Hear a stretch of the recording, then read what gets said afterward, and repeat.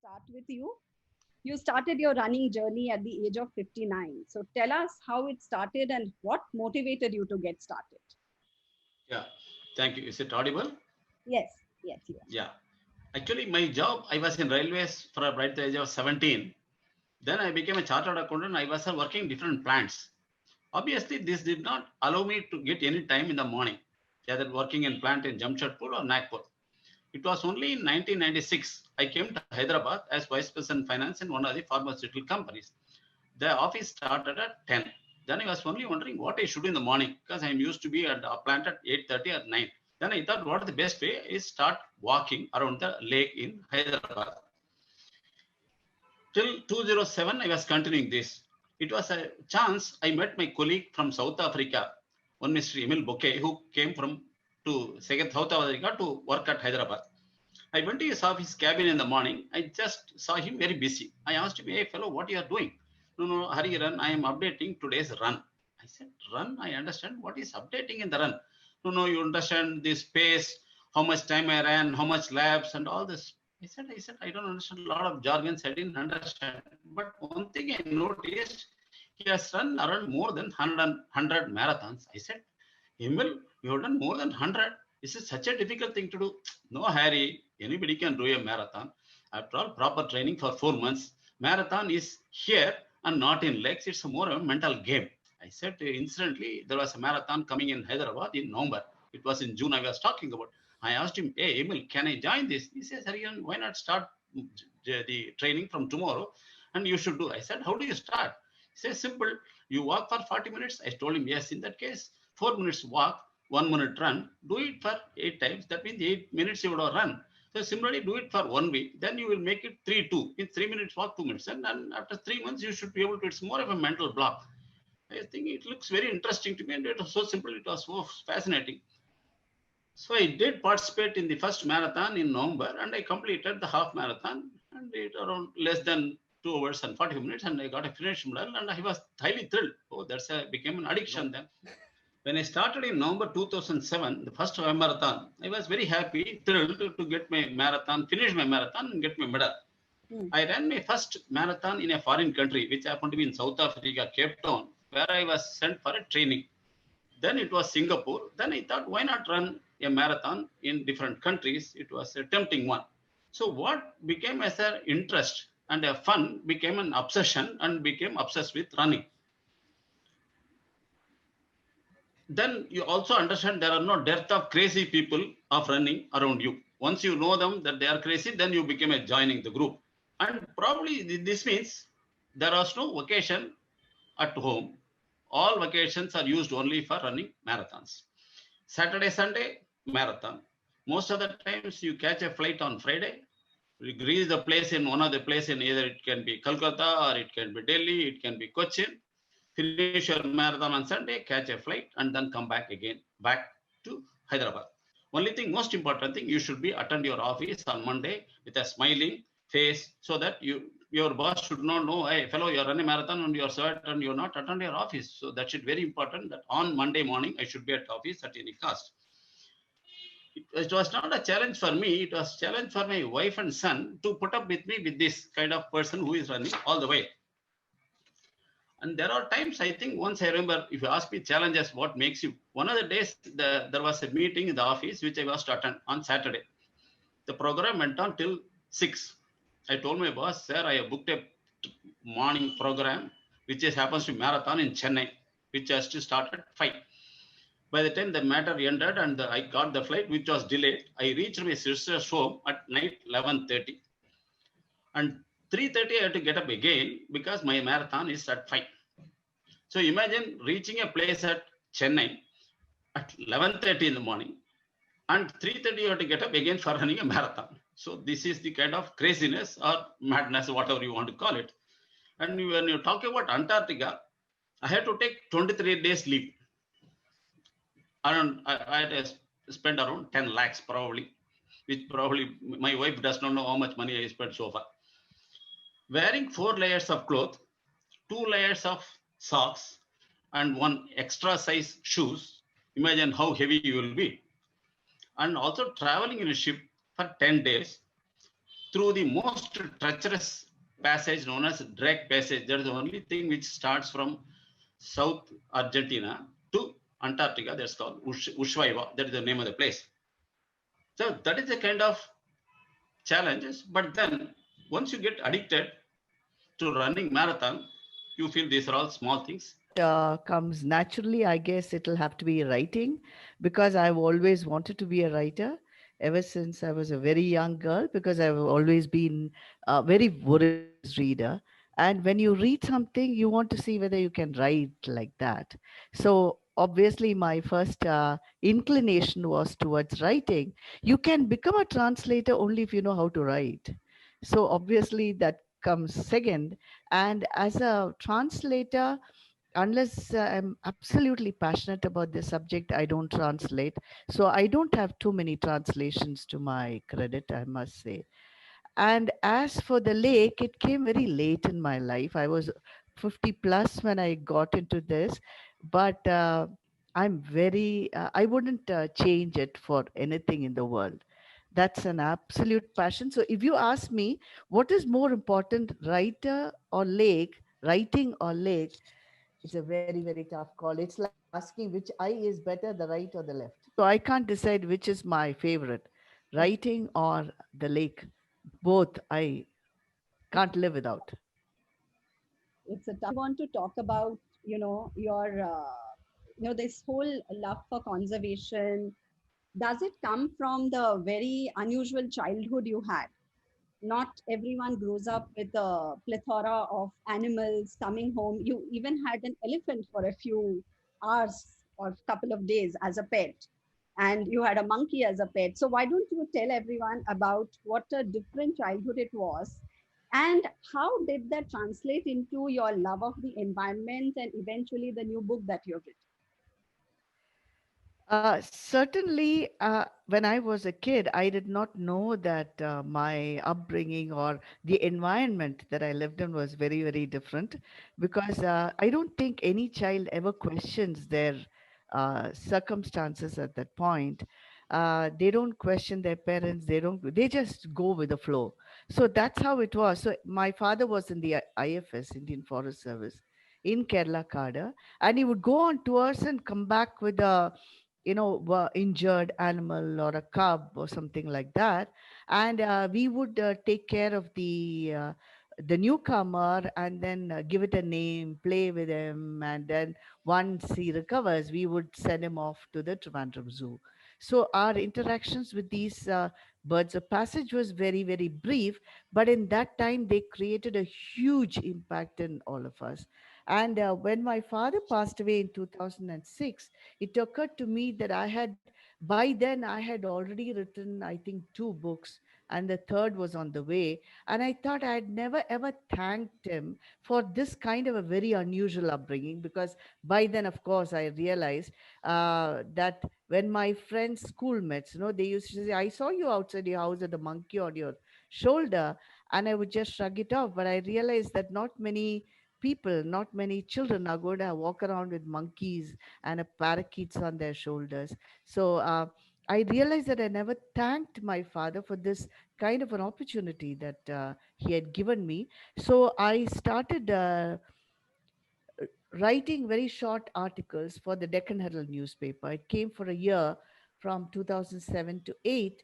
And by then, the love for Subramani Bharati's poetry had really caught me big time. So I moved to translating Bharatiya's poems. And shifting from humor, these articles in the Deccan Herald were all humorous. So shifting from humor to translation, and that to Bharatiya, was absolutely world apart.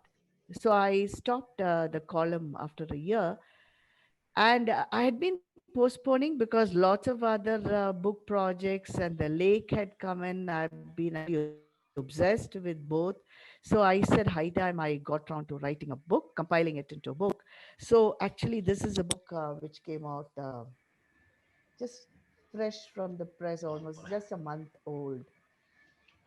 I'm from a Tamil family, and we grew up speaking Tamil at home. but I happened to learn in a English medium school right from the beginning. So even though we speak, even now we speak Tamil at home, I never really learned the language. But my neighbor used to sing very beautifully, and I would always keep asking her to sing Bardiyar songs. And I don't know why I was so mesmerized by the songs, even though I didn't understand the meaning of the lyrics. So I decided, I think I was about 8 or 9, when I decided that when I grow up, I'm going to translate Bharatiya's poems into English so that I can understand it better. And I did my MA in English, and like many people of my, uh, I think with an English literature background, would perhaps appear for the IAS. I appeared too. And I took Tamil as my language without even knowing how to write Anavana, without even knowing how to write the script. And that's because I wanted to learn the script, wanted to read the Tamil poems in original, and wanted to translate. So my uncle got a teacher to teach me Tamil, and I flunked IAS, but I kept up Tamil, and I kept practicing and practicing and reading more and more. Finally, I think in about 2006 or so, I decided to take the plunge because I was writing a book in which the Udupi temple Krishna on Fridays is dressed in Mohini Avatara, and that takes place in my book. And I was looking for a particular poem, the translation of a particular poem called Shuttumvili Shudardan Kannamma Surya Chandraro. It's a beautiful song. I couldn't come across any translation, and I said, "Chalo, let me try it myself." So I wrote about 4 lines. I wanted only 4 lines, and I showed it to a friend of mine who said, "Where is the rest of it? What a beautiful poem." So that got me started. So my first translation, both the volumes came out in 2012. The first is Selected Poems, and the other one is Panchali Shabadam, which again came out in December. And I'm particularly proud about it because 2012 was a centenary year of Bhardiyar's Panchali Shabdam. He had published the first part in 1912. And this book was released at the Bhardiyar Illam in Chennai during the festival. So it was, but when I was there at that point and the book was about to be released, I wondered what have I let myself in for, because everybody is a hardcore Bardiyar fan, and here I am a novice, absolute novice.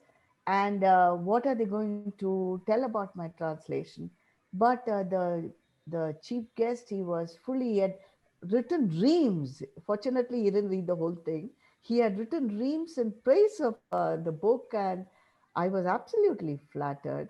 And also, just before that, what happened was I had written to Jayakantan, who was a very well-known Tamil writer. I'd sent him a few poems to him, saying I wanted to translate one of his books, and he called me and said, "I feel like reading more of your poems." So that is the best compliment I can ever get. So it's been a wonderful experience even as a translator, but it takes hell of a lot of time to translate. So everything that I do seems to take hell of a lot of time, and unfortunately we have only 24 hours. And not everyone runs a marathon in Antarctica. So please share some interesting anecdotes with us from your global marathon journey. What have been something really memorable that has stood out, all the places that you've run? Yeah, it was Antarctica, not for the Antarctica reason. You will be wondering. I never knew. There's a proverb I know. It takes two to tango. I was not know what it is. Two takes two to tango. I was not knowing what it means till I went to Argentina. Then I understood tango is a type of dance where two people have to so well flexible and coordinate. Then only you can do the tango dance. So you're only wondering what it has to do with me. Before leaving to Antarctica, we were all put up in place known as Buenos Aires, city of in Argentina. As one of the tours, city tours, we went to a place, you will be knowing the place known as the City of the Dead. All cemeteries are there in different, two tier, three tier, like that. Every house, they got a cemetery like that. So it's like buying a house there, they buy a cemetery. So we were going through there. At the time, I saw two women, probably in the late 40s, wearing a marathon running t-shirt known as Comrades Marathon. The moment I saw Comrades, probably you should know the background of Comrades. Comrades is running 89 kilometers in South Africa from Durban, and it within 12 hours. And also there are 5 cutoff points within which you should complete, otherwise you'll be taken off the route. So it's a tough marathon. And I saw the women wearing t-shirt with marathon Comrades. So naturally I was fascinated. I went to them. I said, go like this, and said, like they should, hey, what the hell you're doing? No, I said, I am seeing you are wearing a Comrades marathon. I know what it means. As a marathon runner, it's a dream, and I don't think I'm going to do this. So I said, I'm impressed by you. They said, then she introduced herself that they run this Comrades marathon 3 times. I said, very good. I thought one itself is going to be difficult. 3 times somebody is doing it, should be great. Then the bus, naturally we got into the bus. We went to the next stop. There, I understood. The moment we got down, a lot of people, young girls and boys, they came. Sir, please give $10. We'll dance with you tango. I said, why I will pay $10 for dancing with these fellows? I said, forget it. I'm not spending time. So I was looking and staring at the tourists. After 5 minutes, this one of the women came there. She said, hi. She said, I looked at her. Then I understood she was addressing me. She says, hey, I am looking for a handsome man to stand by the cutout. I don't know whether you've seen the cutout in that presentation. There, 2 people were there in the cutout. I said, he said, you looked at here. I said, yeah, I'm addressing you only. I said, I see my face daily in the mirror. You address some handsome. But I know definitely I'm far from handsome. No, she said, no, please, I understand. Don't be so modest. Please join me for the cutout. It looks as if you have to tango dance. You'll have to keep your face here and you'll get that. You'll have to pay a few dollars. She paid it. I said, that's the end of it. Then I don't know her also. Next day morning in the hotel, she came. Hi, tango partner. And she came and made a friendly hug. I said, very interesting. I said, I don't know her, and I don't know her name. So this ritual continued at least for the 10 days in the ship. Only after some time I got introduced to her, and even now she happens to be my Facebook friend. She told me about her son and all the things. So this is something very interesting, where you meet a tango partner for a running Antarctica. I know what is the thing. Yeah. So only thing is, if I want to run a marathon in Leh Ladakh, I can always go for hill training in some other place. But when you want to run a place in Antarctica, there's no place I can replicate anywhere equivalent to that, except that I can train in hill areas in Hyderabad. I went to Ooty in January to get some trained cold and as well as the ups. Only thing is, when the travel I told you in the ship was very tough. And one of the next day morning, the second day I was having a breakfast. After breakfast, I was sitting in my cabin. So one of my colleague runner from Delhi, she also came with her husband to run a marathon there. She said, hey, Hari, what you're doing? I said, relaxing. He says, what do you mean you're relaxing? Come, join. I said, for what? Running. He said, what? Running in the ship? Where the hell you run? No, just come with me. She says, put on your dress and then you'll get an atmosphere. They're not going to put a shamina for you in Antarctica. You have to get acclimatized to that weather. So we went, myself and the girl from Delhi. Her name is Meenal Kotak. So we went to the top of the deck. The wind was blowing so heavy. It was raining. We were fully clothed. I said, hey, the way things are, I will be blown away in the sea. She says, no, sir, you are able to see a small thing is there. The handrails are there. You will catch the handrail and run around. It was a small structure. So we have to go on running around. I'm also worried that I'm going to blown away. So at each time I was going on, we were there for at least 1.5 hours. So then I said, this is the best way of getting acclimatized. Then seeing us, few more runners who are also going to Antarctica, they also started joining. That was something very interesting. How to get trained for acclimatizing in Antarctica to get it running on top of the deck. As many of you know, Usha was the person behind reviving the Puttanahalli Lake in Bangalore. And she also had very interesting experiences navigating, because it was the first time a citizen, it was the first citizen-led lake revival in Bangalore. So tell us about the experiences you had. How did you go about it and what came in your way? Actually, again, it was serendipity which got me into conservation because I moved to Bengaluru in 2006, living came to a high-rise apartment, and from my balcony I could see this lake, which was on the brink of extinction because it was being used as a dumping ground for all sorts of muck and debris and construction waste material and things like that. And I told you my grandfather had passed away in 2006. It was a few months later that we had moved in. So the very first thought was that occurred to me was, if my father had been here, he would not have allowed this to happen. And I was already feeling his loss so badly. And I felt that even if he's not here, so what? He brought me up with the very deep sense of environment awareness and conservation. So I should do something about it. But I had come to Bangalore after my children had gone to college, and I was planning to focus on my writing, as a career. So it was a toss up between the two, and I tried to find all sorts of excuses not to do anything about it. But the conscience got the better of me, and in 2008, I mooted a campaign to get residents from my apartment complex to join hands with me to get the BBMP to rejuvenate the lake. So that's what happened. Initial response wasn't very good, but nevertheless, when you set out to do something, you should put your heart and soul into it. No half measures. That's not going to serve anybody anything. So through a neighbor of mine, I managed to get BBMP to include the lake in their list for to be revived, and ours was the first lake to be revived. So ever since I started the actual work, I used to go there very often, stand in the sun, and uh, you know, I knew nothing about how do you go about rejuvenating a lake. That was a learning because all the time I was there, talking to the contractor, talking to the engineer, chief engineers, everybody, and rumors started spreading in my apartment complex saying this is perhaps the Puttanhalli bus station coming or the metro station coming and things like that. So, in order to correct all the rumors, my friends and I celebrated Earth Day in my apartment complex in April 2010, to which we invited people in this area. And that is how I got to meet three others who are equally mad.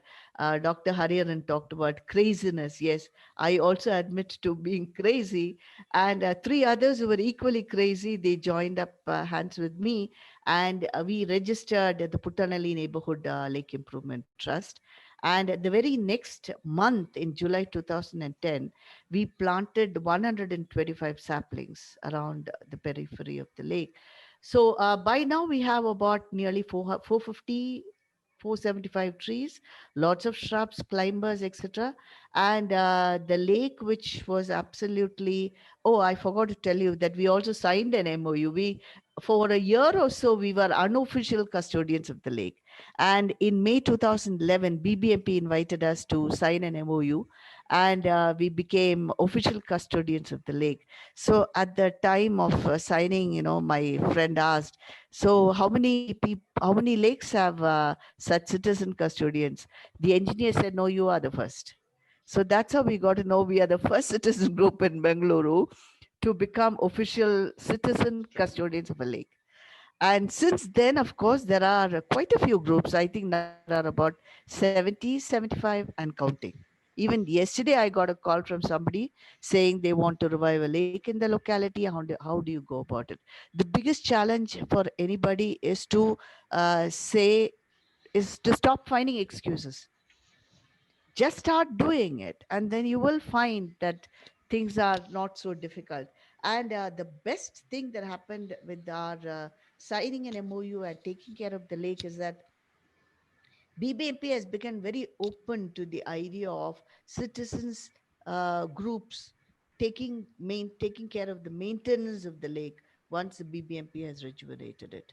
So that would be the reason why there are so many lake groups. And I wish all of us would, reach some point when we can hand over the charge to the next team of people, because I believe that lakes always have to be in the custody of the citizens group, We have to work with the government.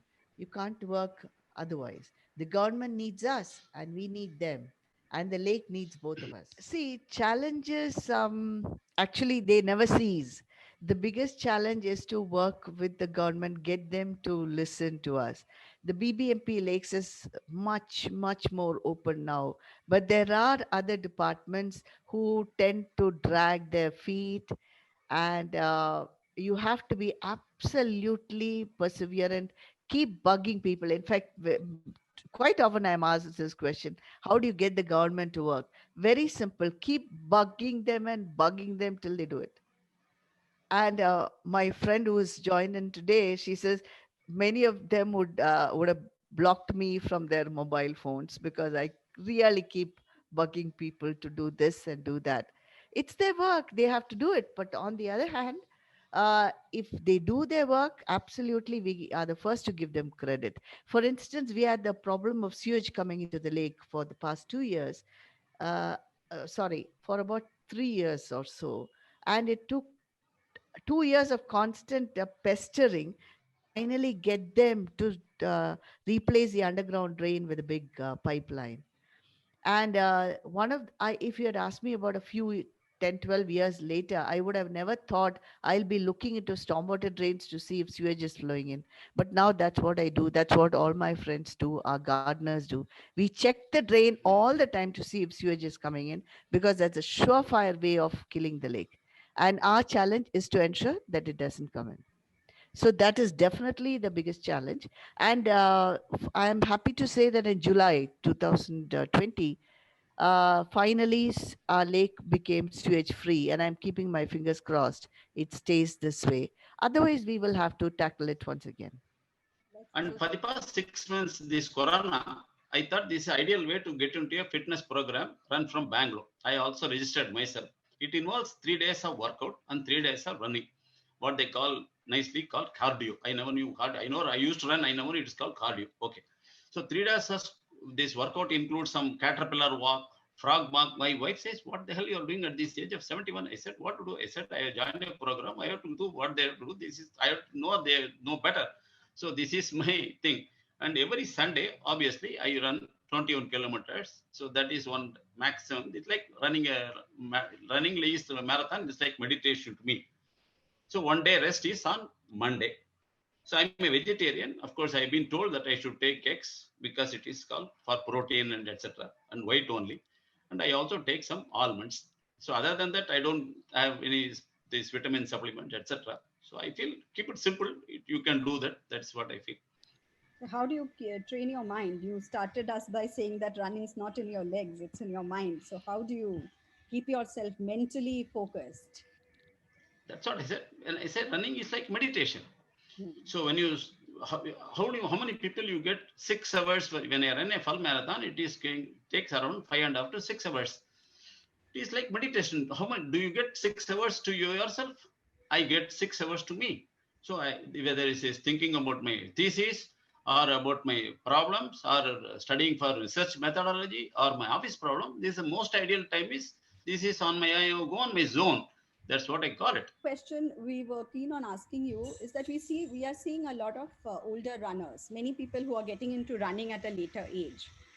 What would be your tips for someone who wants to just hear your story and just try it out? What would your advice be for someone starting for the first time? Yeah. First word, this is not an advice. That is be clear. It can only some suggestions. Number two, you are talking, they are all in early 40s or early 50s. That means they are very young. They are not elder people. That I can tell you. So first is, it's a, I'm assuming they are taking it for the first time. That's the operative word. So which means first, I'm assuming they are normally fit and do not have any specific issues. Start slowly, increase the distance by 10%. I already told you walking and running. If you are, same thing I told you, 4 minutes of walk and 1 minute run, and you can do this, and you slowly you'll increase your timing of our running. That's one of the important things. Most important, run at your pace. Do not compete. Everybody is unique. That's the most important thing you should remember. And find a good running partner. It always gives a peer pressure, because you know, right, I and I, Q and I. So naturally there will be a pressure will be there. So keep a running partner if it is possible, or join a running club. There are wherever you are, there are running clubs are there. If you join, automatically you get your training partners and all, so that it will be easier. You will get into some regime. And the most important thing, do not run, sir. This is for weight loss, or doctor told me to do that, diabetes. So if it is that, once you the problem solves, you stop running. So run for fun and run for enjoyment. That's the most important thing. And listen to your body. And running alone is not sufficient. Also, you should be substituted with the cross training, like cycling, swimming. They say called cross training. And finally, most important thing, do not become like me to running, addicted to running. Please spend time with your family also. You cannot become so selfish like me. I will tell them, please write, start writing. That's the only way to know whether you have it in you, because uh, ideas are actually around you everywhere. Clearly, you are asking this question because you have some thought in your mind which you would like to express. So, how will you know how well you have expressed it? Unless and until you put it down on paper or the laptop, as the case may be. So, I think the first thing is to just write your heart out. And if it is only for your own pleasure to find your own voice, then you can always maintain a journal. Or, as Rashmi suggests now, you have a blog. But if you want to go in for a profession to start publishing your writing, then you will have to, your approach has to be far more rigorous because it's very, very, very competitive. Everybody thinks they can write. Everybody says they have one book in them. But this is, if you are if you want it to be sustained, then you better approach your work as a professionally. Again, to quote Dr. Hariharan, you have to be passionate about it and follow it to the end. And you always have to keep learning. There is no end to learning at all. Please do not ever compare yourself with the books that you read, because you don't know how many drafts they have gone through. Both of you ever noticed your age? Has it ever come in the way of doing the incredible things that both of you have wanted to do? Uh, Usha, would you like to go since you were speaking? Would you like to talk first? Mm, uh, Actually, I find it very difficult. In fact, even now when you invited me, I said, why are they calling me? I'm not a senior. But then I realized, oh yeah, silver talkies and my hair is silver. So fine enough. But it's very difficult for me to remember my age, honestly. And I don't see why I should. And I don't see why anyone else should be concerned about how old you are. Because each of us, we have so many dreams, you know. I think, see, when as a student, when you're working, you have goals, you have targets. But for every person, we have at least one dream. And I think every morning when you wake up, you should think about achieving that dream. So when you wake up with that thought in mind and work very steadily towards it, you will find that once you achieve the dream, now you have another one, and then you have another one. Uh, as long as you have in good health and physically and mentally, I don't think anything should stop anybody from achieving their dreams. It is their right. And I think they should get it. You should keep your dreams alive and work towards it. Absolutely. Kudos to that. Dr. Hariharan, would you like to weigh in? Yeah, definitely.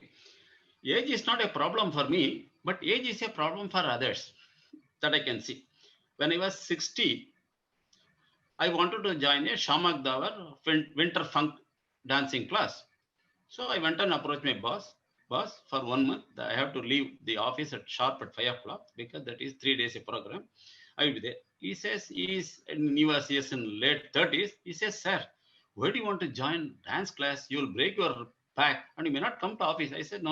I said, that you don't worry. I'm joining. So I continued. My son, who was 26 at that time, accompanied me for registration. That girl at the registration counter, she was only talking to me and looking to him and never turned my back, turned to me.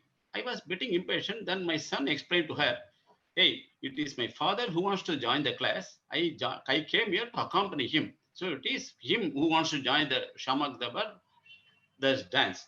So finally, I filled up the form and I joined the course. So I 1 month it was a course, and I had to perform live in one of the stadiums here to a live performance, and my partner was as young as a 10th standard girl as a partner. So I enjoyed it. So age is a problem not for me, it for others. It happens everywhere. When I want to do my PhD at 67, first my wife said, "Why the hell you want to do at this age? Are you going to get any promotion? You are going to get increment? No. You want to change your job? No. Then why you are doing at this age?" I said, "It's something different." I said, "I love this. It's not that nothing to do with the age. I want to do something. I can afford to do that. Why not?" So that is the age. So age is not a problem for me. Age is a problem for others.